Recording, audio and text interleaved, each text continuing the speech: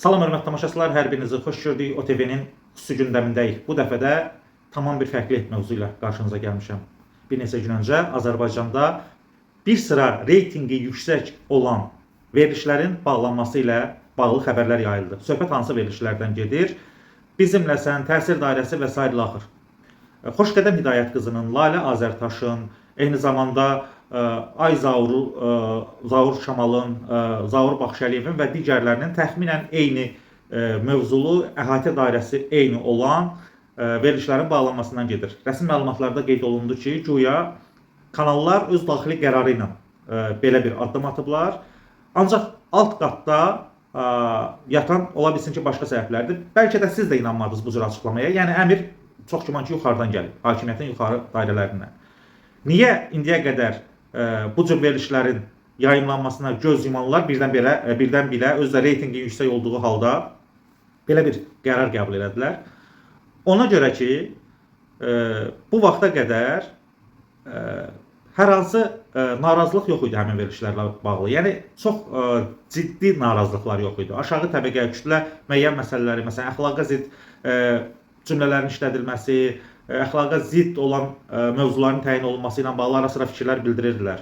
Ancaq sonradan Elgizin və digərlərinin verilişlərində Azərbaycan xalqının əxlaqi mənəvi dəyərlərinə söykənməyən məzmunların efirdə yayımlanması, əxlaq və etik normalarına uymayan şəxslərin qonaq qismində verilişlərə çağırması, hətta xalq artistlərini, bəzi əməkdar artistləri də dilə gətirdi. Elə əməkdar artistlər var idi ki, dedi ki, mən 2 ildir bu cür qonaqlara görə, yəni özümə hörmət edirəm, verilişlərə getmirəm. Və bu narazılıqlar hakimiyyəti də hərəkətə keçirdi və hər hansı bir şəxsin hakimiyyət orqanlarında göstərişi ilə bu verilişlərin yayımı, dırnaq içərisində deyəcəm, daxili qərarla dayandırıldı. Bəs, məsələn, şəxsən bizim evdə 6-7 ildir ki, televizor yoxdur və buna ehtiyac da duymuruq. Niyə? Çünki qazan yeməkləri, boşanmalar, ailə münasibətləri ilə, kiminsə ailəsi ilə bağlı dedikodular bizə maraqlı deyil. Eləcə də mənim kimi yüzlərlə, minlərlə şəxs var ki, bu fikirdə. Və şəxsən mən özüm jurnalist ola Azərbaycan televiziyalarına baxmıram. Amma dövlət nə edir? Dövlət pul ayırır, milyonlarla vəsait xərclənir həmin televiziyaların ayaqda durması üçün, yayımı üçün. İnsanlar hətta kəndlərdə və rayonlarda, ucqar nöqtələrdə belə Azərbaycan televiziyalarına baxmırlar.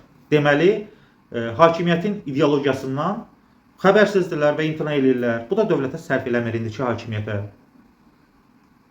Və insanlar, mən Şəmkir rayonlarına dəfələrlə rayona gedim, deyirlər ki, rus kanallarına baxırıq, yerli kanallardan imtina eləmişik, türk kanallarına daha çox baxırıq.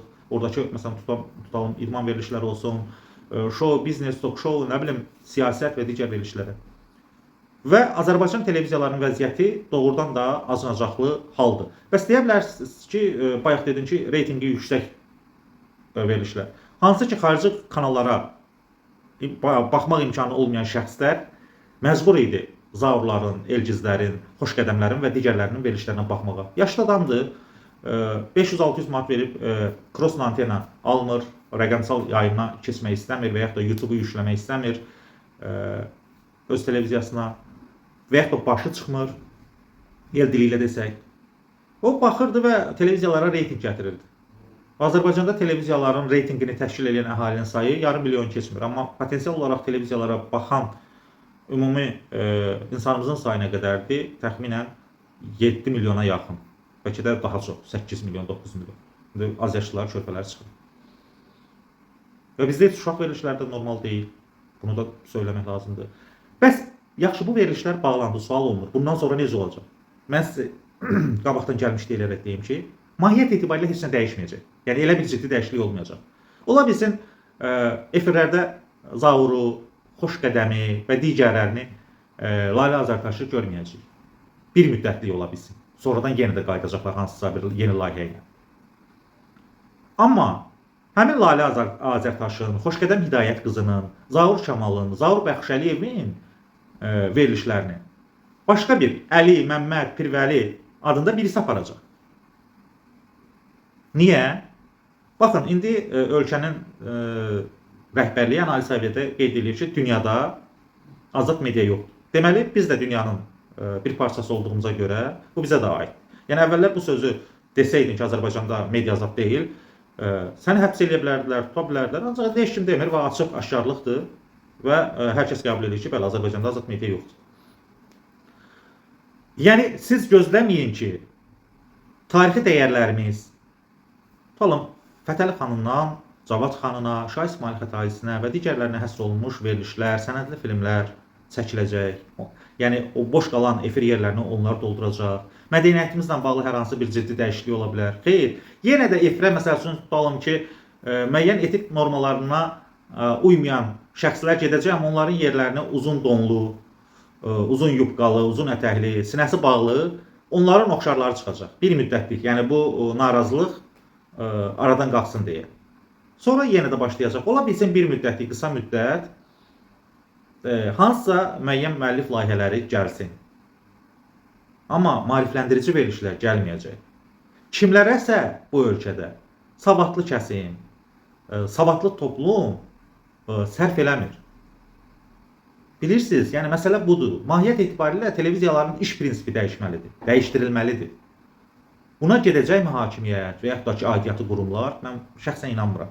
Burada daxili məsələlərlə bağlı xarici məsələlər də var. Mən bunu qəbul edirəm. Rusiyanın təsir dairəsi var, hələ də güclüdür. İranın təsir dairəsi var. Digər ölkələrində. Ancaq bir şey deyim, bugün Azərbaycan əhalisi uşağından böyüyünə türk kanallarına baxır. Uşaqlar indi türk dilində danışırlar. Niyə bizdə cizgi filmləri çəkilmir? Mən bunu yandığımdan deyirəm. Bu ölkənin gələcəyinə, gələcək halına yanıram, ona görə deyirəm. Bizdə uşaqlar niyə rus dilində, ingilis dilində və digər türk dilində, başqa dillərdə danışmalıdır? Bizim öz dilimiz itib gedəcək. Dil itib gedəndən sonra xalq da öləcək. Kimliyini itirmiş xalq sadəcə Azərbaycan adlı bir dövlət qalacaq. Yəni orada artıq ingilislə bir türkün heç bir fərqi olmayacaq. Dilini itirmiş türk öz mənliyini, şəxsi keyfiyyətlərini, adət-ənənələrini də itirmiş olacaq. Ölkə başçısı da deyir ki, dilimizi qorumalıyıq, amma dilin qorunmasının birinci səbəbi televiziyalardır. Bəli, düz deyir. Dili itirmiş millət mədəniyyətini, mənəviyyatını, hər şeyini itirəcək. Amma televiziyalar, bugün televiziyalarımız milli mənəvi dəyərlərə söykənən, dilin inkişafına söykənən verilişlər hazırlamalıdır. Və dövlətin aidiyyatı qurumları, heç bir şey yaramayan mətbuat şurası, nə audiovizual şura, obsi və yaxud da onların indiki rəhbərliyi yox. Dövlət birbaşa bu işin üzərində durmalıdır və ciddi nəzarət eləməlidir. Etibar elədiyi adamlar ciddi şəxslər olmalıdır. Cəmiyyətin hörmət elədiyi adamlar olmalıdır. Kimdir Azərbaycanda audiovizual şuranın sədri? Tanıyan varmı bir şərh bölməsində, verilişin şərh bölməsində yazın görək. Mətbuat şurasının sədri kimdir? Rəşad Məciddir. Neynirlər bunlar? Və gördükləri iş göz qabağında idi da, indi bağlayırlar və sonra da çıxıb deyirlər ki, verilişlərin vəziyyəti özlərini təkzib edir. Yəni bu dünyanın heç arasında görünmür. Və bu iş sənə həvalə olubsa, həvalə ediblər bu işi sənə və sən qayıt deyirsən ki, o verilişlər nə bilim, belə deyək də, yaramırdı cəmiyyət, ona görə də haqlı olaraq bağlanır. Yəni yuxarıdan hansı tapşırıq, hansı tezis gəlir, onu deyirlər. Kim bunu xalq da bilir də. Sənətlə bağlı, mədəniyyətlə, incəsənətlə bağlı. Bizim zəngin mədəniyyətimiz, tariximiz, ədəbiyyatımız var. Bunlarla bağlı yaxşı verilişlər çəkin, görün cəmaət necə baxır. 5 ildir müharibə bitib, 5 ildir. Hanı bir dənə film çəkmişsiniz? Vəsait ayırmışsınız? Heç Cəhənnəm bədii filmin maliyyə büdcəsi deyək ki, çoxdur. Sənədli filmləriniz varmı? Bir şey televiziya çəkmişdi, Alababat. Yoxdur, qardaş, yoxdur. Bizim televiziyalarımız bərbad durumdadır.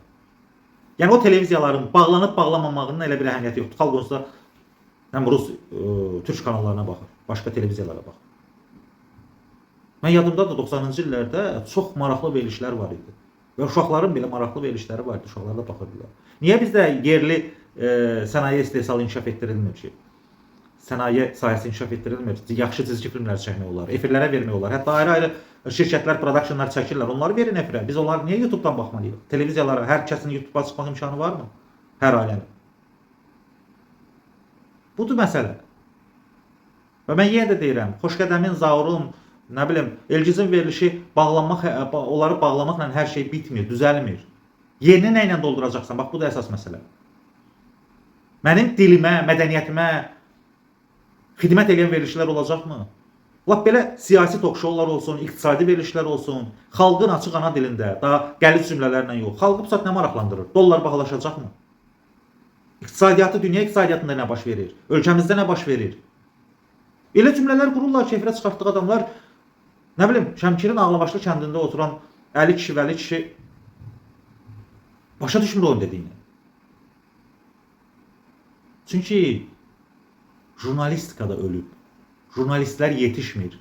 Bugün ASTV-də Azərbaycanın ən aparıcı mediasının, nə bilim, 15 illik, 10 illik işçilərini çağırırlar ki, gəlin Azərbaycan dili təlimində iştirak edin. Bu bilsiz nə deməkdir? Onların üzünə tüpürmək deməkdir.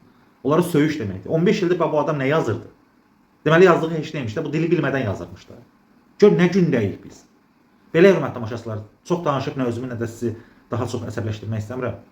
Sağ olun, salamat qalın. Bir daha deyirəm, verilişimizi izləməyi, bəyənməyi və sizin də bu məsələ ilə bağlı şərh yazmanızı xahiş edirəm. Sağ olun, salamat qalın. OTV-ni izləməyi də unutmayın. Hələlik.